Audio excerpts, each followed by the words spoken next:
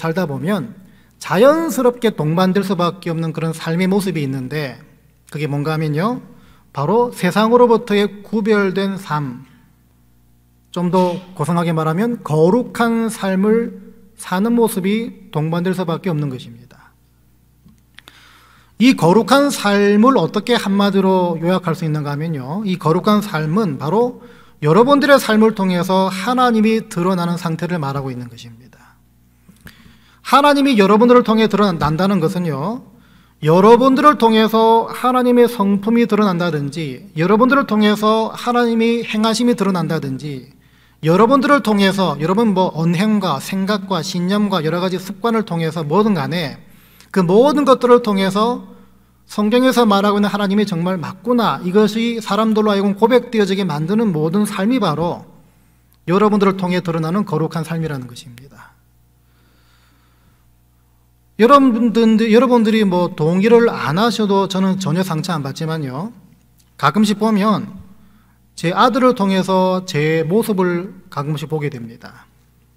얼굴 작고 키 큰 거 말고요, 가끔씩 제 아들을 통해서 나도 어릴 때 저런 행동을 했는데, 저런 습관이 있었는데, 또 저런 생각을 했었는데, 가끔씩 제 아들을 통해 그런 모습을 보게 됩니다.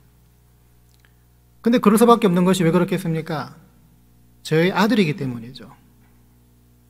제 아들이 옆집 아저씨 닮아간다 하면 큰일 나겠지만요, 제 아들이기 때문에 아버지를 닮을 수밖에 없다는 것입니다. 마찬가지로 우리가 하나님 자녀라면 무슨 말이겠습니까? 우리가 아버지라고 부르는 하나님, 그 성부 하나님을 닮아가고 있다는 말, 닮아갈 수밖에 없다는 것이겠죠. 당연히 그렇다면 그 하나님의 거룩하심이 드러나야 정상이고 말이 된다는 것입니다. 오늘 바로 그걸 살펴보려고 하는데요, 같이 읽지 않았지만 4장 32절부터 보시면 복음을 듣고 예수를 믿어 성령을 받은 사람들, 이 사람들이 어떤 행동을 취하나 보니까 자기 재산을 다 하나님 앞에 내려놓기 시작합니다. 그러니까 쉽게 말하면, 하나님, 이제는 더 이상 내가 물질의 노예가 아닙니다. 하나님이 내 모든 것의 주인 되십니다. 그 신앙 고백으로, 그 믿음으로 이 모든 재산을 하나님 앞에 내려놓게 되는 것입니다.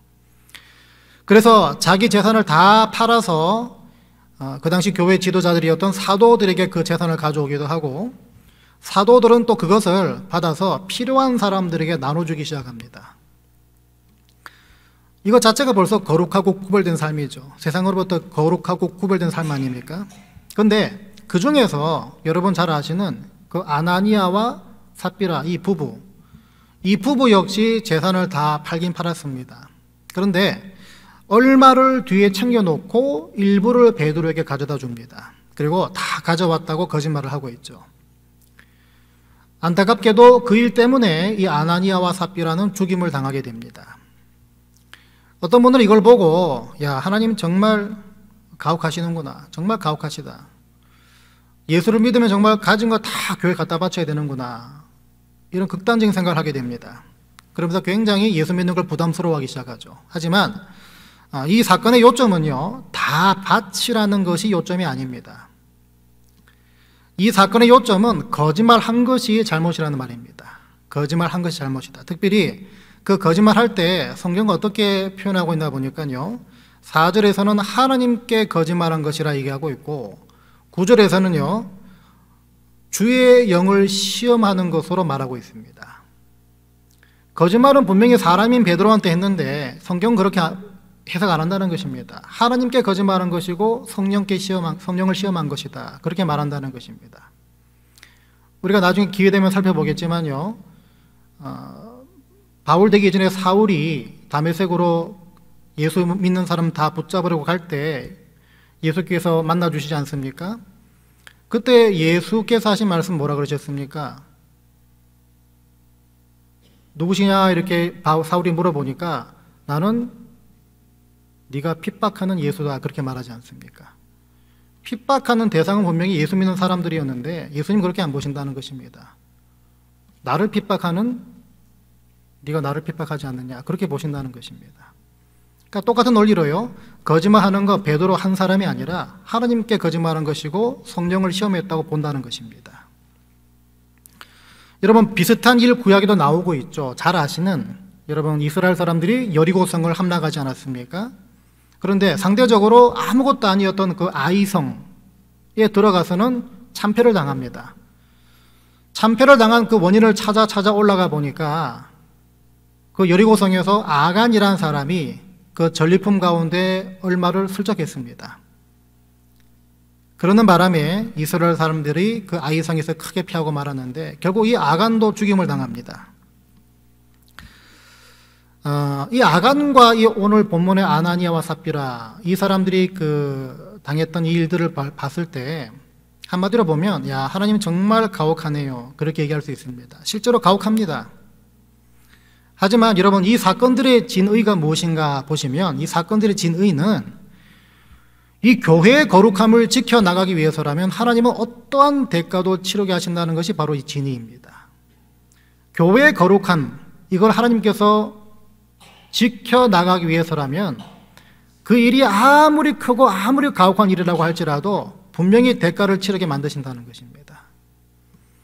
하나님은 그런 분이십니다. 하나님은 그런 분이십니다.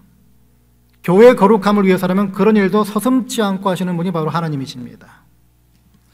왜냐하면 하나님은 주의 몸된 이 교회, 다시 말해 피값으로 사신 이 교회를 거룩한 곳으로 간주하시기 때문입니다. 우리의 생각과 우리의 상상 이상으로 하나님은 이 교회를 거룩한 곳으로 보십니다. 그런데 여러분 이건 비단 이 교회라는 공동체만의 문제가 아닙니다. 여러분 잘 아시는 고린도전서 3장 16절과 17절을 제가 그대로 읽어드리겠습니다. 너희가 하나님의 성전인 것과 하나님의 성령이 너희 안에 거하시는 것을 알지 못하느뇨. 누구든지 하나님의 성전을 더럽히면 하나님이 그 사람을 멸하시리라. 하나님의 성전은 거룩하니 너희도 그러하니라. 이 말씀을 하십니다. 굉장히 부담되는 말씀이죠.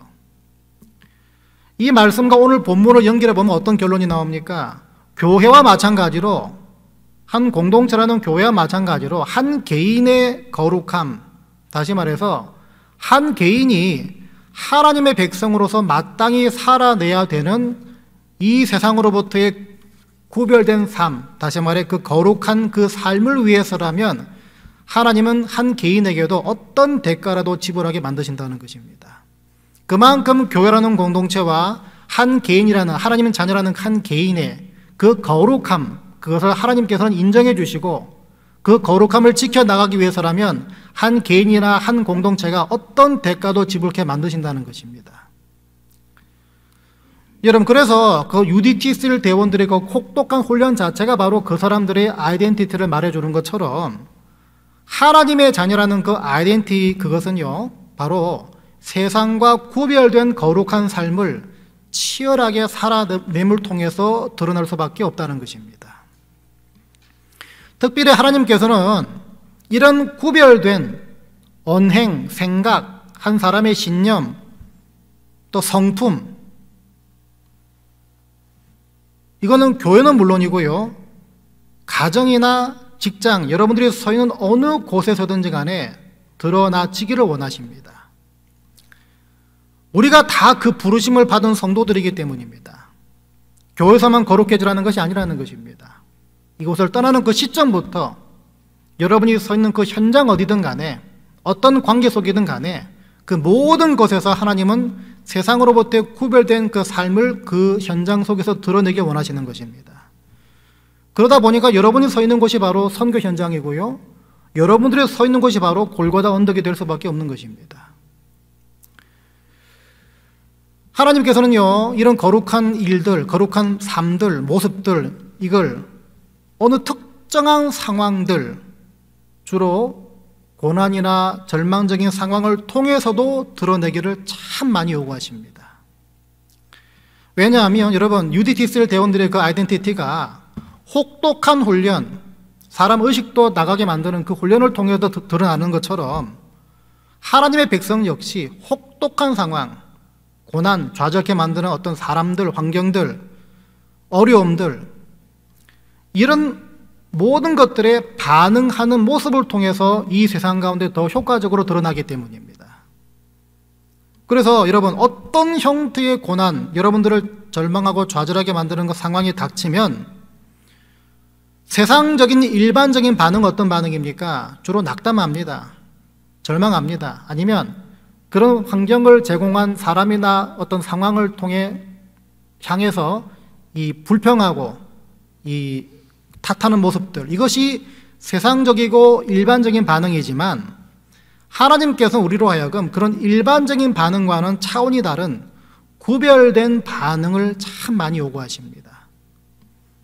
그러다 보니까 성경 뭐라고 말합니까? 고난 가운데 기뻐하라 말하고요, 고난 가운데 인내하라 말하고, 소망을 가져라, 기대하라, 연단되어져라, 자꾸 그렇게 말하고 있는 것입니다. 왜요? 거룩하고 구별된 삶을 위해서. 물론 여러분, 그렇게 사는 것 절대 쉽지 않습니다. 우리라고 뭐 다 언제나 뭐 고난 가운데, 절망 가운데 기뻐하고 연단되어 소망 품고 이렇게 삽니까? 쉽지 않습니다. 어렵습니다. 여러분, 그러면 이게 정말 현실에서 정말 이루어지려면은 하나님이 우리에게 뭔가를 요구하시지 않겠습니까? 뭔가를 손에 쥐어주지 않겠습니까? 그게 무엇인가 한번 찾아봐야 되는데요, 아무리 찾아봐도 여러분, 통상 믿음 이렇게 얘기하겠죠. 근데 그 믿음이 과연 어떤 믿음이냐 생각을 해보면, 내가 하나님의 자녀라는 그 사실, 하나님이 나를 건지셨다는 사실, 죄 없는 예수 그리스도 한 분을 죽게 하심을 통해서 아무것도 아닌 나를 건지신 그 사실, 이 사실이 여러분들이 현실의 어떤 상황이라도 뛰어넘게 만드는, 덮고도 남게 만드는 실질적인 자부심이 되기를 우리에게 늘 요구하십니다. 그게 믿음이죠. 뭐가 믿음이겠습니까? 여러분 삶을 지배하고 여러분 눈에 보이고 여러분 손에 잡혀지는 구체적인 자부심과 자긍심이 되도록 항상 요구하십니다. 여러분, 그러다 보니까 성경 뭐라고 말합니까? 십자가가 멸망하는 자들에게는 미련한 것으로 보이지만 구원을 얻는 우리에게는 하나님의 능력이라고 말하지 않습니까? 그 능력 어디서 써먹겠습니까, 여러분? 바로 이런 데 써먹어야죠. 이 말씀이 과연 그냥 편안하게 잘 살고 있는 성도들에게 줬던 말씀이었습니까? 그렇지 않습니다. 예수 믿기 때문에 핍박받고 고난받는 성도들에게 주는 말씀이었습니다. 그 말이 뭐겠습니까? 그 믿음이란 것, 너희들이 지금 받고 있는 현실의 고난, 좌절케 만드는 여러 상황들, 이걸 덮고도 남는 자부심과 자긍심으로 전환시키라는 것입니다. 십자가 사건을 통해서 하나님 자녀됐다는 그 사실, 이 사실이 정말 믿어진다면 내가 받은 신분의 변화에 대한 그 자부심이 모든 고난과 좌절과 어려움들을 덮고도 남는, 그것이 정상이니까 그 자부심으로 뛰어넘으라는 것입니다. 우리는 항상 정상적인 상태로 그래서 돌아가야 합니다. 여러분, 고교 야구가 한창 인기를 끌 때, 80년대 초까지 고교 야구가 한창 인기를 끌지 않았습니까? 그 고교 야구가 한창 인기 끌 때 역전의 명수라는 그 칭호를 받았던 그 학교가 있습니다. 어딘지 아시죠? 야구 좋아하는 저만 아는 것 같습니다. 군산상고 알지 않습니까? 군산상고. 이 학교가 다 저 있던 게임을 막 뒤집는 그런 일들이 한두 번씩 생기기 시작했습니다. 근데 그게 한두 번씩 생기다 보니까 그게 그만 그 학교의 전통이 됐고 그 학교 야구팀의 어떤 정신이 되어버렸습니다. 그래서 이 학교 야구팀은 실제로 어떤 경기에서 지고 있더라도 쉽게 포기하지 않습니다. 지고 있더라도 막판에 뒤집는다, 역전한다, 그 믿음, 이게 전통적으로 굉장히 강합니다. 왜 그런가 하면요, 여러분, 선배 때부터 쌓여왔던 그 역전의 명수라는 그 자부심 때문에, 그 자부심이 별거 아닌 것 같지만요, 정말 설명할 수 없는 그 자신감, 또 포기하지 않는 그 끈기, 이것을 가능케 만든다는 것입니다. 이 자부심이 어떻게 됐습니까? 경기 가운데 실제로 실용화되고 구체화되고 현실화된 그런 케이스라는 것이죠. 마찬가지로 여러분, 하나님 자녀라는 그 신분이 실제로 자부심과 자긍심으로 여러분 삶 가운데 작동만 제대로 한다면 개인과 교회의 거룩함, 구별된 모습, 이건 먼 나라 얘기가 아니라는 것입니다. 여러분, 그래서 저와 여러분은 우리가 거저 받은 거룩한 신분의 그 변화, 이것을 일상에서 실용화 시킬 수 있어야 하고, 어떻게 하면 구체적으로 또 실질적으로 또 현실화 시킬 수 있는지, 이 이슈에 여러분 늘 고민하고 있는 삶을 사셔야 되는 것입니다. 여러분, 그래서 믿음은 현실입니다. 추상적이고 문자적인 것이 아니라 믿음은 정말 현실적인 것입니다. 근데 그 믿음을 정말 살아내기 위해서는요, 믿음 충만한 삶을 살아내기 위해서는 말씀드린 것처럼 우리가 받은 신분의 변화의 그 거룩한 신분의 변화에 대한 자긍심과 자부심이 필연적으로 갖춰져야 된다는 것입니다.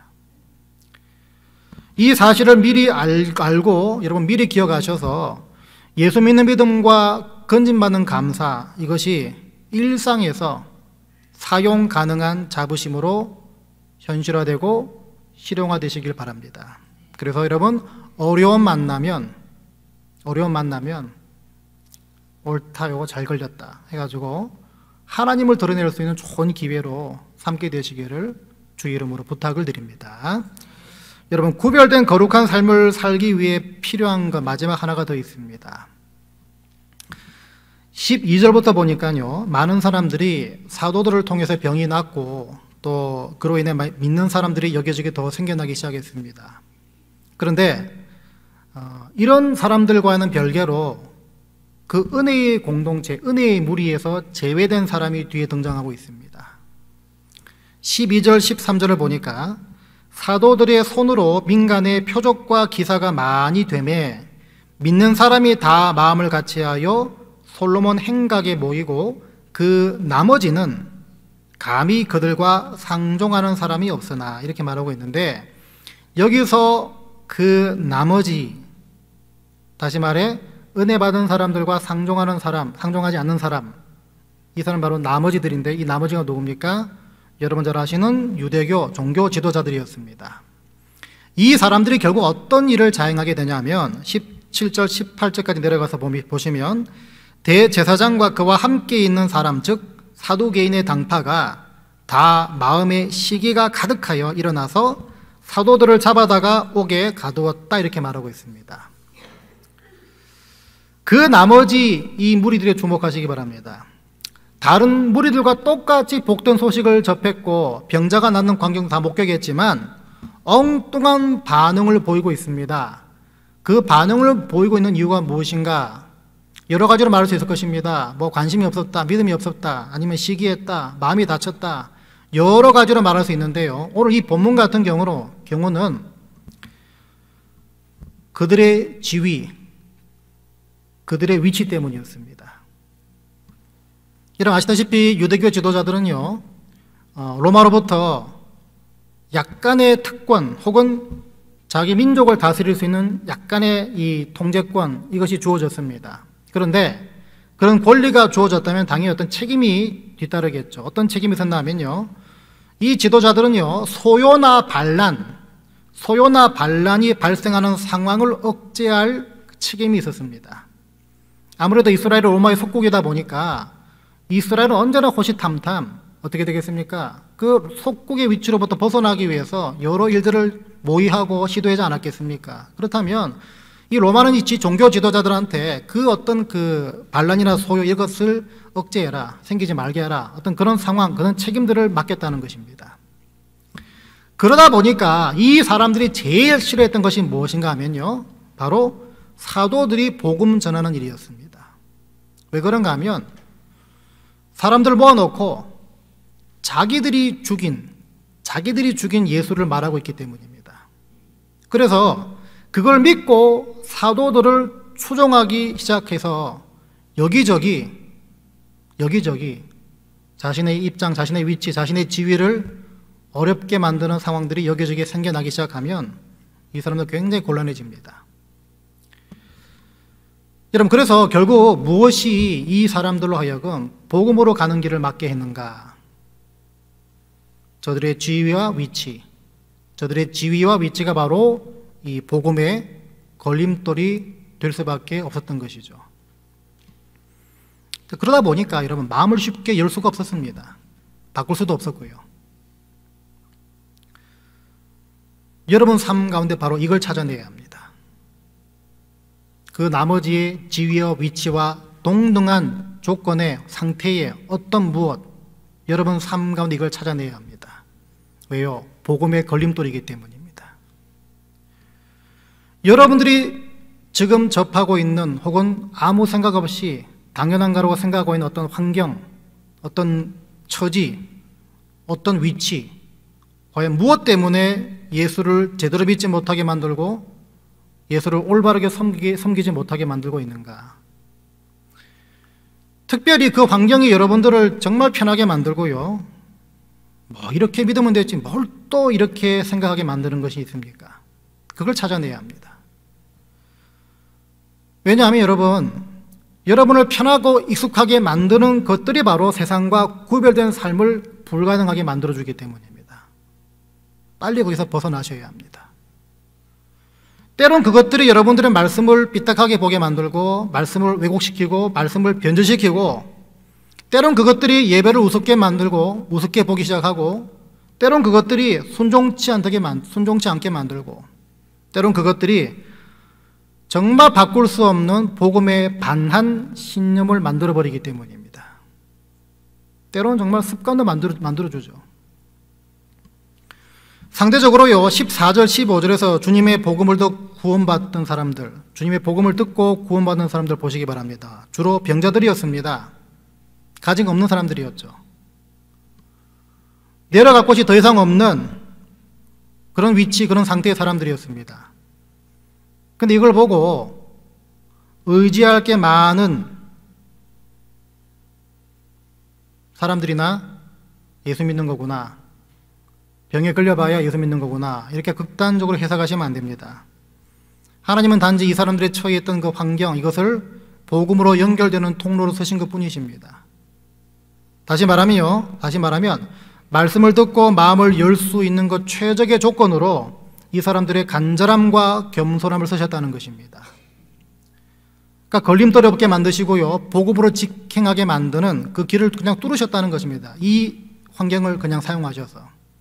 그래서 여러분, 뭐 돈 많고 가진 거 많아서 예수 믿는 게 이게 아니라, 돈 많고 가진 게 많더라도 마음이 겸손하고 또 하나님 향한 간절함이 있어야 예수를 믿는 것입니다. 여러분, 하나님이 저와 여러분의 거룩함을 위해서라면요, 이런 식의 형편으로도 충분히 몰아 넣으실 수 있는 분이 바로 하나님이십니다. 왜 그렇습니까? 주님만 붙잡게 만드시기 위해서입니다. 왜 그렇습니까? 거룩한 삶을 살도록 만드시기 위해서 대가를 치르게 만드시는 분이 하나님이시기 때문입니다. 여러분, 그래서 예수 믿고 섬기는 것, 거룩한 삶을 사는 것, 세상과 구별된 삶을 살아내는 것, 나를 통해 하나님이 드러나는 것, 다 어떤 식으로 결론 지을 수 있습니까? 여러분이 가진 체면, 형편, 여러분 가정의 굳어지고 딱딱한 스케줄, 분주함, 혹은 여러분 신념, 심지어 여러분 자녀관, 뭐가 됐든 간에 복음보다 위에 놔둘 때는 절대로 거룩한 삶을 살아낼 수가 없는 것입니다. 복음보다 항상 밑에 놔둬야 그 삶을 뛰어넘을 수가 있는 것입니다. 여러분, 예수님께서 참 불편한 말씀하신 적이 있습니다. 마태복음 8장에서요, 제자 중에 또 한 사람이 이르되 주여 내가 먼저 가서 내 아버지를 장사하게 허락하옵소서. 아마 어떤 제자가 아버님이 돌아가셨나 봐요. 그 예수님한테 예수님, 제가 집에 돌아가서 저희 아버님은 장사 지내고 먼저 오겠습니다. 예수께서 이르시되 죽은 자들이 그들의 죽은 자들을 장사하게 하고 너는 나를 따르라 하시니라. 마태복음 19장에서는요, 또 내 이름을 위하여 집이나 형제나 자매나 부모나 자식이나 전토를 벌인 자마다 여러 배를 받고 또 영생을 상속하리라, 이 말씀을 하십니다. 어떤 분들은 이 마태복음 그 8장과 이 19장 말씀을 보고, 야, 기독교 교회 가르침은 정말 배은망덕한 가르침이구나, 그렇게 얘기합니다. 왜?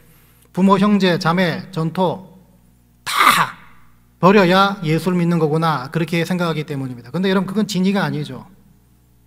그게 진리가 되어버리면 여러분, 십계명의 부모 공경하는 그 십계명이 왜 필요합니까?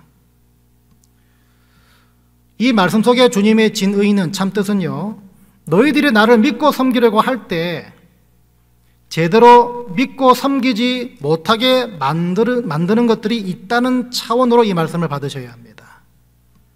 그리고 그것들이 하필이면 내가 가장 가깝고 익숙한 영역 가운데 들어갈 수 있다는 것을 말씀해 주시는 것입니다.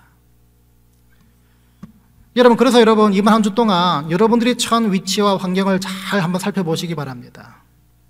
행여나 여러분들이 처한 위치와 환경이 하나님 앞으로 자주 나오는 것을 가로막고 있습니까? 그것들을 내려놓고 포기한다는 것이 하나님 내게로부터 좋은 것을 뺏어가시는군요, 그렇게 생각하게 만드는 것입니까? 예수 제대로 믿다가는 나와 내 가정, 내 자녀들 참 피곤해진다, 힘들어진다, 그렇게 생각하십니까? 더 굳어지기 전에 빨리 거기로부터 빠져나오셔야 합니다. 그래서 여러분이 처한 지금의 위치와 지금의 환경들을 주님의 거룩함을 드러내는 통로로 이제부터 쓸 줄 아셔야 합니다. 여러분, 그래서 결론은요, 하나님께서 정말 눈여겨보시는 가치 있는 인생, 하나님이 절대로 놓지 않으시는 붙잡아주는 그 인생, 어떤 인생이겠습니까? 여러분, 환경과 위치와 최면을 뛰어넘어서 진짜를 볼 줄 알고 영원한 것을 붙들 줄 알고 거기에다가 여러분 인생을 걸어놓는 인생이 정말 하나님이 주목하시는 인생이라는 것입니다. 그러기 위해서는요, 여러분, 버릴 것은 빨리 버리시고 연결시킬 것은 빨리 연결시키는 지혜가 저와 여러분 가운데 필요한 줄 믿습니다. 이게 가능하면, 이게 구체화되고 실질화되고 실용화되고 정말 현실화된다면 여기 앉아 계신 여러분 한 사람 한 사람을 통해서 이 교회는 누가 찾아와도 하나님의 거룩함을 발견할 수 있는 곳이 되어버릴 수밖에 없다는 것입니다. 그래서 여러분, 변화되고 새 사람 되고 구원받는 자리까지 이끌어주는 교회가 바로 여러분을 통해서, 특별히 하나님의 거룩함을 드러내는 그 삶을 통해서 가능한 교회로 세워나가야 될 줄 믿습니다. 이번 한 주 동안 하나님 자녀됨의 자부심이 내 안에 있는가? 있다면 그 자부심이 어떻게 내 삶 가운데 실제라, 구체라, 또 현실화되고 있는가? 특별히 또 그 자부심이 내가 가지고 있는 습관과 내가 가진 여러 가지 절망과 낙담과 어려움들을 다 뛰어넘고도 남는 정말 실질적인 능력으로 나타나고 있는가? 이걸 점검해 보시기 바랍니다. 특별히 주님의 그 거룩함을 드러내는데 장애물이 되고 있는 것이 무엇인가? 하나하나 들춰보시기 바랍니다. 그래서 바라기는요, 이런 한 분 한 분을 통해서 이 교회가 거룩하고 구별된 삶을 정말 열심히 살아내는 그런 성도들이 모였다는 소문이 나는 교회로 매일매일마다 세워가게 되시기를 주의 이름으로 간절히 축원드립니다.